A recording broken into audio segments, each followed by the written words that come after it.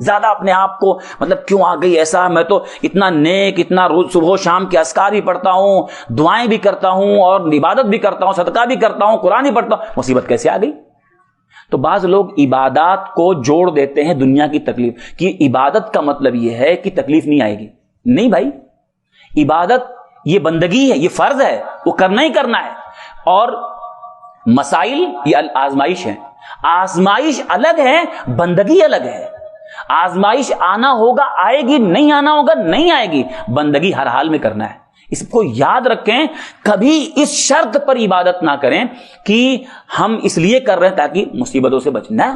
وہ اللہ تعالیٰ بچائے گا، ٹھیک ہے، لیکن یہ ایسا نہیں سوچنا چاہیے کہ مطلب اگر میں بہت دیندار ہوں تو مصیبت نہیں آئے گی. بھائی انبیاء ہیں، نبیوں کو آپ دیکھیں کتنی تکلیفیں آئیں.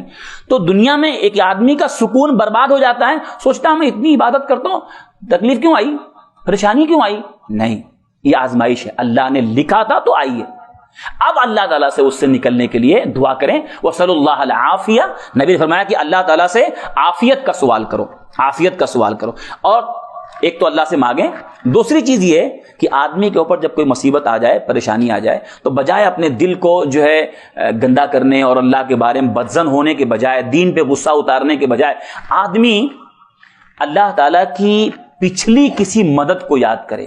ہر آدمی کی زندگی میں کوئی نہ کوئی ایسی مصیبت آئی رہتی ہے کہ اللہ تعالیٰ نے اس کو حل کیے رہتا ہے پہلے، چاہے وہ معاشی مسائل ہو، چاہے بیماری کی مسائل ہو. کہ زندگی میں آپ سوچیں، ہر آدمی کی زندگی میں کبھی ایسے مسائل آتے ہیں اور آدمی گھبرایا ہوا ہوتا ہے، لیکن اللہ تعالیٰ اس کو حل کر دیتا ہے. تو آدمی کے اوپر جب بھی مصیبت آئے تو ایک تو اللہ سے دعا کریں عافیت کا.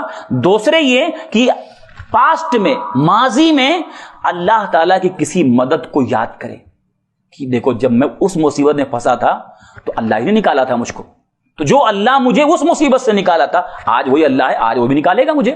یہ امید. تو پچھلی اللہ کی مدد کو اپنی زندگی میں یاد کر کے اور فیوچر میں اس سے امید لگانا کہ اللہ اس میں بھی نکالے گا. یہ بھی ایک بہت بڑا حل ہے جو دل میں سکون پیدا کرتا ہے، آدمی کو گھبرانے سے بچاتا ہے. اور ایسے ہی ایک چیز اور اس میں ہے کہ جب بھی کوئی مصیبت تکلیف آ جائے تو اپنی تکلیف سے زیادہ تکلیف والوں کو دیکھنا چاہیے. یہ بھی ٹینشن کم کرنے کا ذریعہ ہے، سکون لانے کا ذریعہ ہے. جب ایک آدمی دیکھتا ہے کہ میں مصیبت میں ہوں، پریشانی میں ہوں، ٹھیک ہے کئی دنوں سے تکلیف ہے، پریشانی ہے، لیکن کوئی ایسا بھی ہے جو سالوں سے بیڈ پہ پڑا ہوا ہے، بیڈ پر پڑا ہوا ہے سالوں سے. اللہ تیرا احسان ہے، تو نے مجھ کو اس سے بہتر رکھا ہے. تو آدمی جب اپنے سے زیادہ تکلیف والے کو دیکھتا ہے تو ٹینشن کم ہوتا ہے، سکون آتا ہے. ایک آدمی کے پاس ہاتھ ہے، ایک آدمی کے پاس ہاتھ ہی نہیں ہے.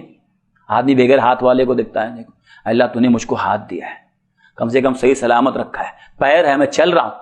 تو ہمیشہ آدمی کو اپنے سے زیادہ تکلیف والوں کو، کوئی بیماری آ گئی، اب بیماری آ گئی، ٹھیک ہے بیماری، ٹھیک ہے اللہ نے رکھا ہے، لیکن اور اس سے بڑی بڑی بیماریاں ہیں، کتنے ساری بیماریاں ہیں جو لا علاج آج سمجھا جاتا ہے ڈاکٹر کے یہاں.